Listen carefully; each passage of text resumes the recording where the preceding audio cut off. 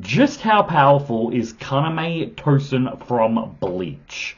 Now, this is a man that often gets overlooked in the shuffle, I dare say, which is a bit of a shame because he has such a cool character design. He has such a cool character story, especially in the extra material that we get off Bleach in the novels.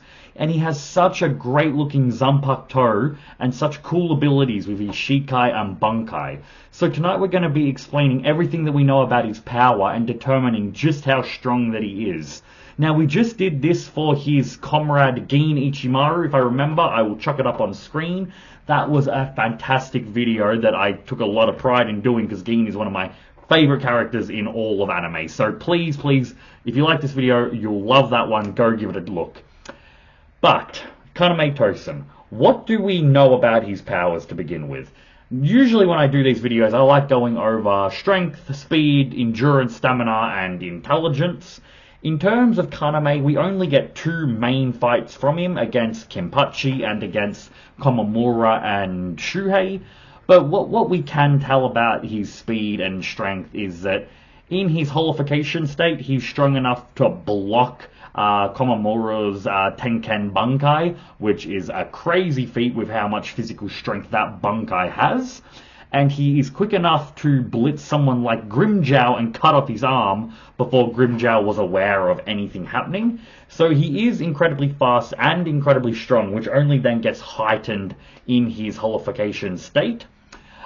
His endurance is impressive when you consider when he's holified and in his hollow form, in his resurrection, he has instant regeneration, so that comes in handy in terms of being able to recover from damage and continue fighting, especially with the increase in Ryatsu that he gets from holifying. He has the spiritual pressure, the spiritual energy, and the regeneration necessary to withstand long fights. His battle IQ is impressive, but nothing to really write home about. We don't see anything about him that's truly outstanding. He has a very philosophical look on the world, so he's quite intelligent when it comes to a person's character, which can aid him in a fight, but his hubris can sometimes get the better of him. But the main talking points with pretty much any Bleach character, but with Kaname specifically, is his Zanpakuto, Suzumushi. One of my favorite Zanpakutos, actually. I think it's one of the most underutilized Shikai that we get in the series, and a game-changing Bankai that allows him to potentially fight people that are more powerful than him. Now, I just did a video the other day as well, and like I said, if I remember, I'll chuck it up on screen, of ranking every captain in Bleach. Now, in that, you'll have to see where I place Kaname, but if you've watched that video already, you'll be like, oh, Jack, I already know where you think Kaname Tosen is in terms of strength. Hear me out, because come on, Jack, let's use some different language. I say and like enough. Like for like in a couple of words, Jesus. But what I go into a lot in verse battles is that just because a character is more powerful than someone else doesn't necessarily mean they would be able to beat this specific character. Because it's all about context. It's all about how a person's power set really kind of collides and is, how in harmony it is with someone else's. Sometimes people are just hard counters to other Shinigami in this instance. So we're going to play a little game at the end after we go over his Zanpakuto, and we're going to kind of very quickly go over him with the other captains, and if we have time, if the video is not too long, we'll go over the Espada as well. But his Zanpakuto, his Shikai has two different abilities, and what's special about it is that there's two different call commands to activate it. Now, this might have something to do with the fact that Kaname's Zanpakuto is very odd because it doesn't belong to him to begin with. It was actually his dear friend that died, and then he took that Zanpakuto and took it upon himself. So I don't know if there's two different abilities there because one of them is maybe Kaname's real technique and the other one is his friend's technique. Either way, they kind of go hand in hand quite nicely. It is one, a sound-based technique where he goes cry, Suzumushi, releases his Zanpakuto from its scabbard, and it releases a high-pitched sound that spreads out in an AoE 360 fashion that incapacitates opponents. Just go with it. that hear it and completely knocks them unconscious. The other one is Banahiko, where he trails his sword, and from that vibrations get created, and then they fly at supersonic speeds, 100 blades down on an opponent. So a very versatile Shikai. Not the Suzumishi, the Cry Suzumishi technique, the sound wave that knocks people out, we only see once in the series, and it takes out someone like Uryu, and this is an Uryu that, keep in mind, that just beat Captain Mayuri Kurotsuchi. However, it was also an Uryu that was weakened at the time. So it's hard to say just how much damage that this would do to a fellow captain. I reckon it's one of those things where he can use it like the captains that can knock out, like, you know, lieutenants and everything with spiritual Ryatsu.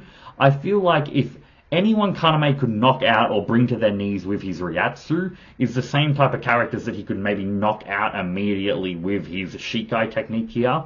I can't see it completely incapacitating a captain. Now, certainly not the stronger captains that could deflect it with Ryatsu, but to give you an example, if Hitsugaya got struck by that, the sound wave hit him, would he be completely knocked out by it like Uryu was? I would say no, but maybe he kind of gets damaged a little bit where his like equilibrium kind of goes like a little bit out of order. I'm willing to kind of use enough headcanon to say that that would happen, that it would affect them slightly. And being a sound-based technique, it's incredibly fast and it has a large AoE radius. However, Bleach characters tend to be faster than sound, meaning it would probably be very easy just for the captains to avoid it. Now, his other technique, Banahiko, is strong enough to completely impale Kenpachi, meaning it's strong enough to get through Kenpachi's just base durability. We know a lot of characters can't even get through that. Ichigo in their first fight wasn't able to cut Kenpachi, but Banahiko is able to impale Kenpachi quite badly, especially in the manga compared to the anime. However, Kenpachi is Kenpachi, and it just didn't slow him down. Not necessarily a weakness of Kaname's technique, just a massive kind of overwhelming difference between Kenpachi and himself. But those are his Shikai abilities. The Banahiko technique is very, very versatile. It gives him a lot of attack power that might have been missing. And it's something that he could probably also use in his Bankai state, because his Bankai, he reclaims his sword, so he can still use his sword abilities, meaning his opponent can't hear sound in his Bankai, so his sound ability is totally irrelevant. But the vibrational Banahiko sword technique, I don't see why he couldn't use that once he's trapped people in his Bankai. But his Bankai, what does his Bankai do? It's kind of like I'm not even gonna torture your ears by trying to pronounce the Japanese of it, but I'm not even gonna do it. But it is essentially, you all know what it is if you've watched Bleach. It summons 9 circles that then expand over a wide area and engulfs everything in that area in darkness. Now, this darkness doesn't just rob the opponent of their sight, it robs them of their hearing, and it robs them of their ability to sense spiritual energy. So it essentially makes someone totally powerless. The only weakness to this I think I'm talking about One Piece. The only weakness to this Bankai is that the opponent reclaims his sense of touch. Meaning if someone gets stabbed, technically speaking, if they're quick enough, they can grab the sword. And once they grab the sword, then the entire world becomes clear to them once more, and they reclaim their hearing and sight. So it does have a weakness, but the drawback is more than adequate for the power that it's giving over people. To go into, I said there were 2 fights from Kaname, and that's true. But there's some certain scenes that we do need to go over. This Bankai allows him, as just a seated officer, to immediately take down someone as strong as Kensei, a captain-level opponent. He's taking down a captain and a bunch of seated officers, while I don't even think he's a lieutenant at the time. I could be wrong. I think he's just a seated officer. Either way, he's not someone very impressive in the hierarchy. He's able to use this Bankai to completely take down a captain, and a bunch of seated officers. And you might be saying, Jack, well, that he caught them off guard, and he did, but that's his whole Bankai, is catching people unaware and taking them out. In a lot of ways it functions as a one-hit kill move, because you get robbed completely of everything you know, and then it allows Kaname to then cut you down, and it works, because at this stage, you'd imagine that Kensei is stronger in terms of like spiritual pressure and stuff like that, experience in raw power, but it allows Kaname to close that distance and to get the W on people that are stronger than him. So it's a very impressive Bankai that allows him to accomplish things that other people might not be able to accomplish when their Bankai is just raw power. It doesn't stop at just Kensei though. If you remember in the turn back the pendulum arc, Kaname also takes down, and bear with me here, let's see if I can remember them all, Hiyori, Rose, Love, Lisa, Mashiro, Hachi, and technically Shinji in a way, though Shinji doesn't get fully defeated. He goes Bankai and takes down all of them. Now, yes, they're in compromised situations, they've just been in a fight and he's taken them off guard, but once again, to defeat that many lieutenant and captain level opponents with one move, it just goes to show just how dangerous Kaname's Bankai is. And you might be thinking like, you might be sitting there like thinking to yourself, is this dumb Australian idiot who calls himself a YouTuber going to be telling us that Kaname is the strongest captain in the Gotai 13? No. The reason being why he isn't the strongest, Kubo did something very interesting here, where the people that he allowed Kaname to take down right now have a really susceptible to Kaname's Bankai. There's not much that they can do, even with full power. Rose is an interesting one, which we'll discuss a little bit later. However, Kaname's, I left it out here. It's a little bit of a, we were going to get into it when we did the verse battles in the game. Kaname has one other huge weakness that has never been discussed in the series because we haven't had a need to see it.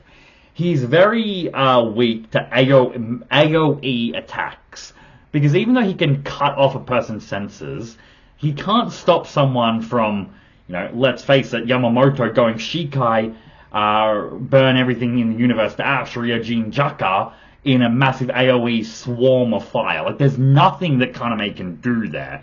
And there are a few opponents in the Gotai 13 that can accomplish something like that, or they're so durable, like a Kenpachi, where they can just take it head on. So there are a lot of limitations to who Kaname can beat.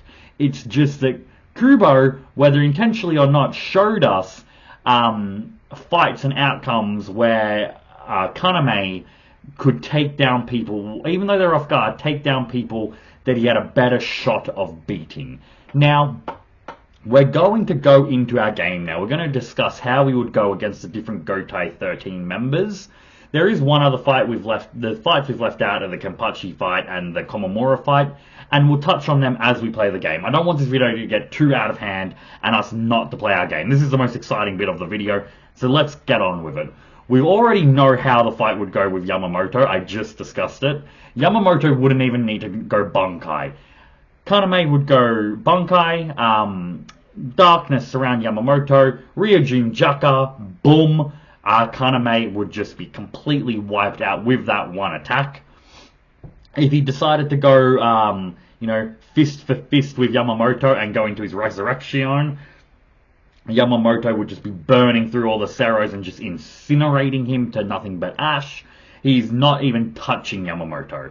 Captain of the second squad, though, Soifone. This is where Kaname would get a victory, because Kaname is a really, really bad opponent for Soifone. We know that Soifone is a very, what's the right word? A very precise and pinpoint combatant, where she needs to be very much, she needs to strike someone in the same spot twice to get any sort of kill on them. Meaning she needs to have insane amounts of accuracy, insane amounts of, what's the right word here? Precision in her movements. And Kaname's Bankai really, really limits that. because he takes away her ability to see and her ability to hear and her ability to sense Ryatsu. It takes away her ability to dodge and her ability to get out a decisive attack against Kaname. She can't even go Bankai here and try to do the AoE damage like Yamamoto, because her attack is so powerful that it's just going to blow herself up. That is a mid to long range ability, and in a close range setting like Kaname, it will do more damage to Soifone than it would Kaname, because he can see what's happening and he can get himself out of there. Meaning, and because she doesn't have she has no vision to be able to get a precise pinpoint to pierce attack with her Suzumabachi, it means that Soifone is a really, really bad opponent. Sorry, Kaname is a really, really bad opponent for Soifone. So Kaname gets the victory there. Then we get into Gin Ichimaru. Now he's the one that I did the video on, and if you've watched that before, you know that I think Gin beats Kaname. Gin's Bankai, the secret ability of his Bankai is easily just no diffing Kaname. However, he wouldn't even need that against Kaname, because we see in Gin's Bankai he can cut apart an entire city. Meaning, that was just in one direction though. If he went Bankai and did like a 360, let alone a 360 where he's moving his arm rather than just in one continuous radius, he's doing such insane amounts of AoE damage that he's completely tearing apart Kaname's Bankai. And because we know Gin's is the fastest Bankai, we know that it's even if he could probably take down Kaname before Kaname's Bankai even fully activates. So Gin gets the victory over Kaname. Then we have Unohana, who, let's face it, gets the victory over Kaname. A weaker Kenpachi gets a victory over Kaname by tanking the attack. Unohana can do something incredibly similar because she can heal herself after getting the damage, and this Unohana is dozens of times stronger than the Kenpachi that beats Tosen. So, four captains in, and he's lost 3 of them. Now, let's look at captain of the 5th division, Aizen. Fuck! Alright. 5 captains in, and he's lost it to 4 captains. He's won 1 out of 5 battles. Maybe he's completely shit. But no, let's change this up a little bit. Let's go into some of the visors really quickly. We've got Shinji in Squad 5, and I reckon Kaname would beat Shinji. We see a weaker Kaname holding off a weakened Shinji in the Turn Back the Pendulum arc. We see that he kind of obliterates all of the Vizards himself before that they're Vizards. But the real talking point in why Kaname would beat him is that Shinji's Bankai is totally irrelevant here. It can't work on Kaname. And his Shikai I don't think would be able to work on Kaname either. If we play this out, it's either a standoff or Kaname just beats him. Shinji's Shikai emits a fragrance that people inhale that then makes them susceptible to his Shikai, where he reverses their sense of perception in every department, meaning when they think they're swinging to the left, they're actually swinging to the right. It messes with their brain functions of how their body is working. Now, would that work on Kaname? Because obviously he can't see to begin with, but it's not just a visual power that Shinji is doing on him. It seems to be really kind of affecting all of Aizen's bodily functions.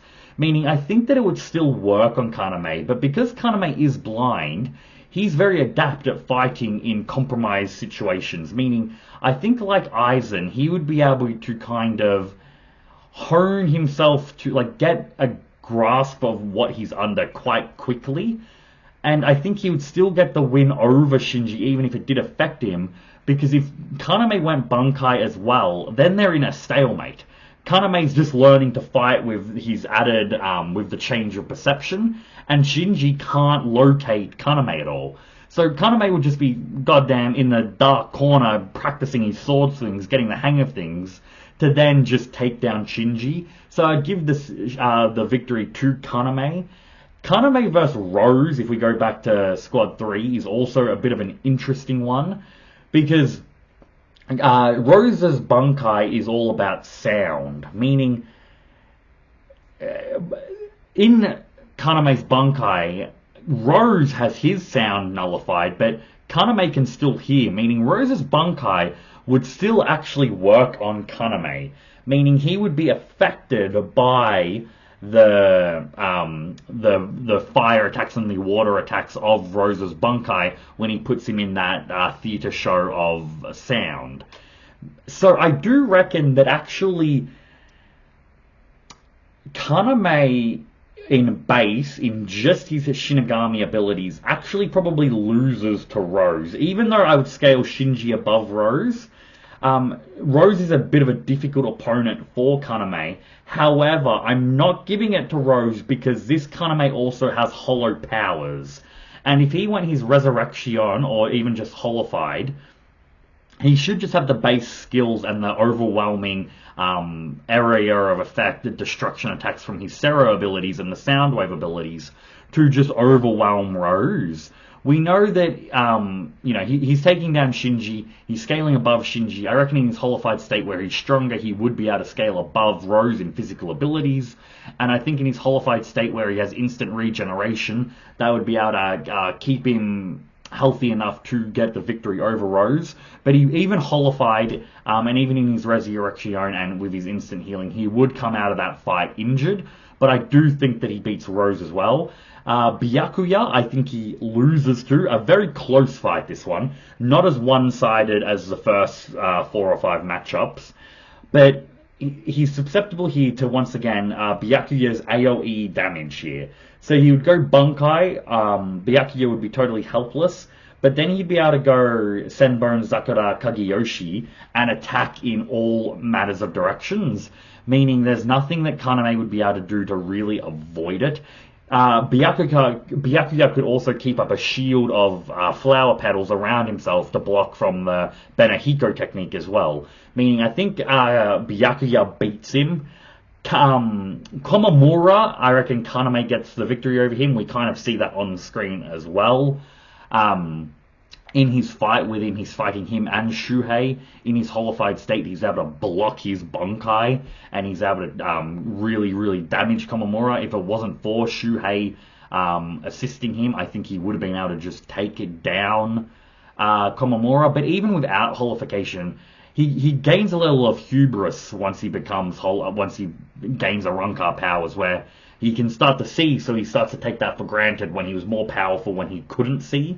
Meaning, Kaname in his just in his straight Bankai, yes, Komamura can do massive destruction attacks, but he hasn't got that AoE range of like 360 destruction like Byakuya and Yamamoto have. So I reckon Bankai Kaname would just be able to beat both Komamura and Shuhei, so I think he gets the victory there. Kiraku, Shunsui Kiraku, he you might be liking Jack, skip, Shunsui beats him easily, which he does. In Bankai, it's just a total stomp.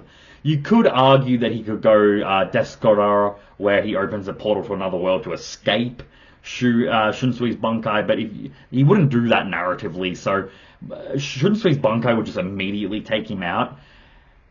In Shikai, it's very interesting because Kaname's Bankai kind of neutralizes a lot of Shunsui's arsenal, but then it's like, does the darkness just create shadows that Shunsui, I keep saying Shuhei now, that Shunsui can just teleport into and just no-diff Kaname?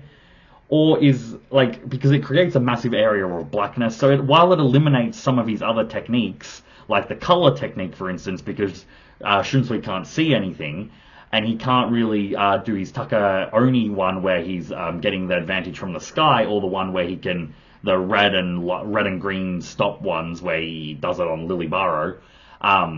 While those are kind of eliminated from his Bankai, I would say that it just creates so much shadow where Shunsui just immediately no-diffs him. So obviously Shunsui gets the victory there.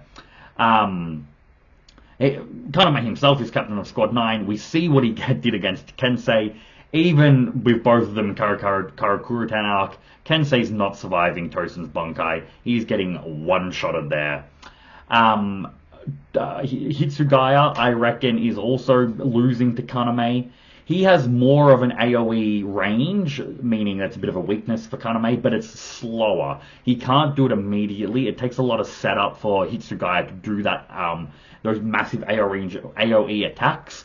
And if we had our controller up his ass and he wasn't delivering monologues to no one who can't even hear him, if we just controller up his ass, Kaname, just kill him immediately. There's nothing that Toshido could really do against Kaname's Bankai once he got caught in it, if Kaname wasn't monologuing. We know what happens with Kenpachi. Kenpachi just beats him. We see it on screen. You could make an argument where, if we had our controller up his ass, if Kaname just went up to him and slit his throat, he's not doing anything. Because it took him a couple of times to really get the gist of Kaname's technique, where he realized, I can actually feel it when he stabs me. So I guess, well, once again, I like to do these battles in narrative, in character, but if we were playing against Kaname's character, he is getting a lot of victories over these people. Yamamoto's still too powerful, so is Shunsui. Gin is too fast, Aizen is too powerful. But people like Byakuya, Kenpachi, and Unohana, if we were playing with our controller up their ass, there's no just saying that, he couldn't just go and slit their throats. But conversely, if we were playing with our controller up Byakuya's ass, he's faster than Tosen to begin with. So even if they activated their Bankai at the same time, Senbaku's... goddamn... I'm completely blanking on the name. The Kageyoshi Bankai of Byakuya, massive AoE immediately, and it takes him down anyway. But I could see with our controller up his ass that he could potentially beat Kenpachi, but certainly not in character. Why can I said it just before. This is really, really annoying me. I know everyone's screaming at me. Byakuya's Bankai, Kageyoshi. Oh my god, Jack. That is really, really pissing me off. You don't even need to let me know down in the comments, because I said it earlier on in this video. Why is my tongue getting tied around it so much that I can't say it? It's on the tip of my tongue. We're going on a tangent. We don't need to go into my stupidity over this goddamn Shikai anymore.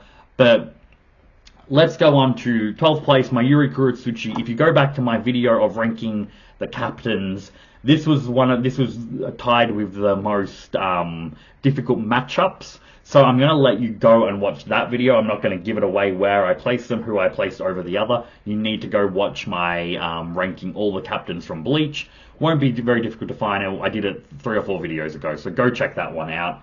And Jushei Ukitake. Oh, it's time to get off camera. Ukitake, Jushiro Ukitake, he's also beating as well. Non-sickness prime, if we could guarantee that, obviously Jushiro would be winning. He scales to Shunsui, but with his sickness, we know that Kaname beats him. So, out of those, I think it was 16 people he just faced, he loses to about half of them, give or take, just for the AoE damage, all the durability from those opponents. But he is really, really dangerous. And I think against some people in certain other fandoms, and certain other series like Naruto and One Piece, the 2 other anime I cover on this channel, Kaname would be a really interesting matchup for them all. Because it's like, as strong as Luffy is, how does he deal with someone like Kaname's Bankai? Something to discuss in the future. There can be some really cool matchups, and I'm going to start doing a lot of crossover battles just because I reckon it's really interesting how different characters from different verses interact with each other. But guys, that's how I think Kaname Tosen, how strong he is. I think he is one of those opponents that can really eliminate people that are much stronger than him due to just how sheer broken his ability is. The video that I filmed just before this one, if you can't tell wearing the same outfit, was going over the most broken jutsu in Naruto. This one could be the most broken Bankai in Bleach, because it can be given to pretty much anyone and it grants just an absurd amount of strength, because it really just weakens their opponent so much that even just kind of average seated officers with this Bankai could probably defeat some of the people that Kaname can defeat. It is severely broken for what it does, and I do think that that might feature on a list like that. If you want to see something like that in the future, let me know down in the comments. If you've liked this video, make sure to like, share, and subscribe. If I'm lucky, I'm going to try to get a third video out tonight, so you're going to see a third outfit. Got an annoying pimple on my face here that I've seen in this video that's really bothering me. But guys, I've been Jack Cypher. I hope you liked the video tonight. Today, it's the daytime. I don't usually film in the daytime. Hope you enjoyed the video today.